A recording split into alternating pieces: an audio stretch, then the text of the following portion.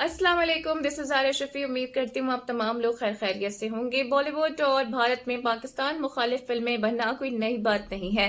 हालिया दिनों में हम देख रहे हैं कि एक और पाकिस्तान मुखालिफ फिल्म बनाई गई है जिसमें पाकिस्तान के खिलाफ न सिर्फ मवाद है बल्कि हर्जा सराई भी की गई है। इस फिल्म में मरकजी किरदार में आपको दीपिका पादुकोण और ऋतिक रोशन नजर आएंगे जो कि इंडियन एयरफोर्स स्क्वाड्रन लीडर का किरदार निभा रहे हैं। इसके अलावा अनिल कपूर कमांडिंग ऑफिसर के रूप में इस फिल्म में आपको नजर आएंगे और हस्बे मामूल इस फिल्म में पाकिस्तान के खिलाफ जी जहर उगला गया है। और इंटरेस्टिंग बात हम ये देख रहे हैं, बल्कि हैरान कुन बात यह है कि अब जो भारत के नामवर अदाकार हैं वो भी भारत और बॉलीवुड के इस प्रोपेगेंडे में शामिल हो रहे हैं और लग रहा है कि आरएसएस और मोदी के एजेंडे पर वो कारबंद हैं और अब बरमला इसका इजहार भी किया जा रहा है। इस मूवी में दिखाया गया है कि पुलवामा अटैक के बाद इंडियन जो एयरफोर्स है पाकिस्तान के खिलाफ एक ऑपरेशन प्लान कर रही है और सियाको सबाक से हटकर तोड़ मरोड़ कर हकाइक को पेश किया गया है। हालांकि सभी जानते हैं, पूरी दुनिया जानती है कि पुलवामा ड्रामा क्या था और इसका फायदा किसको पहुंचा था। उसके बाद हमने ये देखा भी था कि 2019 के इलेक्शन में मोदी जी ने क्लीन स्वीप किया था और भारी अक्सरियत के साथ वो पार्लियामेंट में भी पहुंच गए थे। फिर इसी मूवी में हम ये देख रहे हैं कि कुछ मुतनाज़ा डायलॉग्स भी डाले गए हैं, जैसे कश्मीर भारत का और भारत ने पाकिस्तान पर हमला कर दिया। मतलब ठीक है, आपको ख्वाब देखने का शौक है, आप ख्वाब देखने, आपके ख्वाब देखने पर कोई पाबंदी नहीं है, लेकिन प्लीज अपनी औकात से बढ़कर ख्वाब नहीं देखें। फिर इसी मूवी के एक सीन में दिखाया गया है कि कहा जाता है कि 50 साल हो गए हैं, हमारी सरकार ने इन्हें जवाब नहीं दिया, लेकिन अब बस बहुत हो गया है और अब हम इन्हें जवाब देंगे, इन्हें बताएंगे कि आखिर बाप कौन होता है। तो जनाब, अभी भी बताने की जरूरत है कि बाप कौन है। अभिनंदन का हाल आपके सामने है। क्या अभी भी आपका दिल नहीं भरा है? क्या अभी भी आप कोई एडवेंचर करना चाहते हैं, किसी और को भेजना चाहते हैं? तो चलें अपना ये शौक भी पूरा कर लें। फिर आगे चलते हैं जी। इसी मूवी का फिर एक दोबारा सीन आता है जिसमें ऋतिक रोशन की जानिब से ये कहा जाता है कि कश्मीर तो इंडिया का है और पाकिस्तान ने उस पर कब्जा कर रखा है। मतलब सीरियसली आप किस दुनिया में रहते हैं, किस खाम ख्याली में रहते हैं? मकबूजा कश्मीर के मुसलमानों का जीना आपने दूभर कर रखा है, उनकी जिंदगी आपने तबाह कर दी है। जाएं, जाके वहां पर रेफरेंडम करवाएं, आपको रियलिटी मालूम हो जाएगी। और मेरी एक बड़ी सिंसियर एडवाइस है बॉलीवुड को, आई होप कि वो इसको मानेंगे। प्लीज ये जो 19 से 60 का आप दिखा रहे हैं ना पाकिस्तानियों का एक गेटअप, उसे खुदा के लिए चेंज कर दें, स्क्रिप्ट को चेंज कर दें, क्योंकि पाकिस्तान में अब इतना भर भर के कोई सुरमा नहीं लगाता, कानों के पीछे इस तरह कोई दुपट्टे नहीं पहन रहा होता। और तो और जो इतना टाइट तावीज आप दिखा देते हैं ना गलों में, पाकिस्तान में अब ऐसे तावीज कोई नहीं पहन रहा होता है।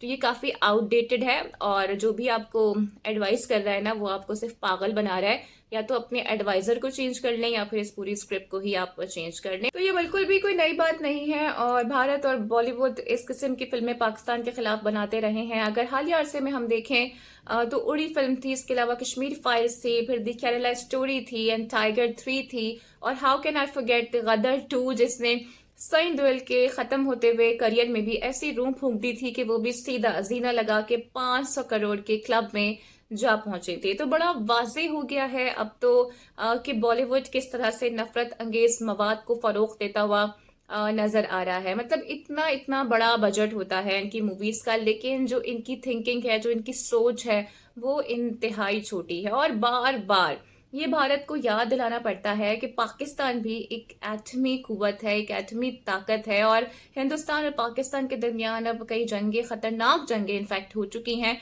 और कश्मीर का जो आपने हाल किया है वो दुनिया के सामने है।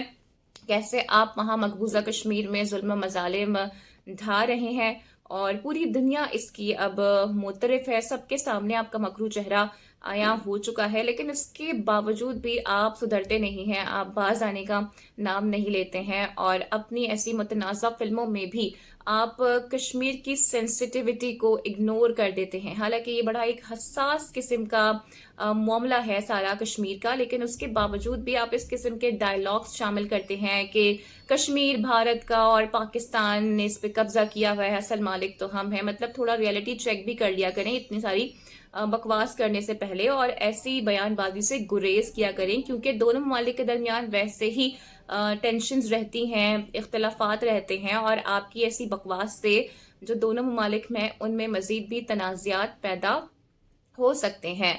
एनी हाउ सोशल मीडिया पर जी काफ़ी इस पर तनकीद हो गई है। पाकिस्तानी सारिफीन की जानिब से भी गम और गुस्से का इजहार किया जा रहा है। इनफैक्ट पाकिस्तानी सेलिब्रिटीज़ भी इस पर तनकीद करते हुए नजर आ रही हैं। कुछ सारिफ तो ये भी लिख रहे हैं कि इस मूवी को देख के लगता है कि डायलॉग्स जो हैं वो किसी आरएसएस के एक्टिव भक्त की जानिब से ही लिखे गए हैं। वैसे मैं इससे बिल्कुल मुत्तफिक हूँ और मुझे भी कुछ ऐसा ही लगता है।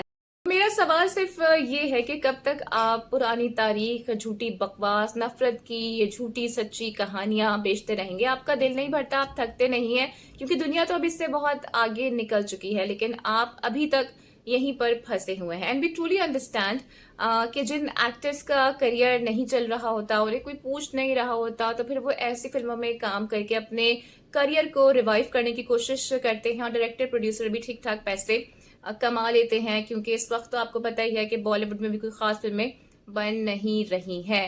एंड ऑब्वियसली इलेक्शन का दौरा है और मोदी जी को कुछ ना कुछ करना होता है हिंदू वोटर्स को मोबिलाइज करने के लिए। इससे पहले भी वो हम देख चुके हैं कि बाबरी मस्जिद की जगह राम मंदिर का इफ्तिताह करके रिलीजियस कार्ड तो खेल चुके हैं। अब यहाँ पर भी उन्हें कुछ ना कुछ तो करना था।